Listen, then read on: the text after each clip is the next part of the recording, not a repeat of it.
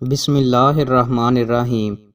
رسول اللہ صلی اللہ علیہ وآلہ وسلم نے ارشاد فرمایا، جو شخص یہ گواہی دے کہ اللہ کے سوا کوئی معبود نہیں، وہ یکتا ہے،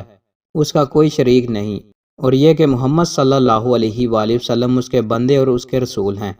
اور یہ کہ عیسیٰ علیہ السلام اللہ کے بندے، اس کے رسول اور اس کی باندی کے بیٹے ہیں، اس کا کلمہ ہے جسے اس نے مریم علیہ السلام کی طرف ڈالا، اور اس کی طرف ایک روح ہے، جنت اور جہنم حق ہیں، اللہ اس شخص کو جنت میں داخل فرمائے گا خواہ اس کے اعمال کیسے بھی ہوں۔ حضرت ابو ہریرہ رضی اللہ تعالی عنہ بیان کرتے ہیں کہ ایک نبینہ شخص نبی کریم صلی اللہ علیہ وآلہ وسلم کی خدمت میں حاضر ہوا تو اس نے عرض کیا، اللہ کے رسول، مجھے مسجد تک پہنچانے کے لیے میرے پاس کوئی آدمی نہیں۔ اس شخص نے رسول اللہ صلی اللہ علیہ وآلہ وسلم سے درخواست کی کہ آپ اسے رخصت عنایت فرما دیں کہ وہ گھر میں نماز پڑھ لیا کرے۔ رسول اللہ صلی اللہ علیہ وآلہ وسلم نے اسے رخصت عنایت فرما دی۔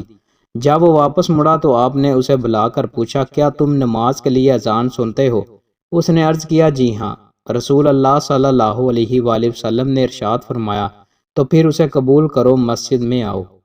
رسول اللہ صلی اللہ علیہ وآلہ وسلم نے ارشاد فرمایا،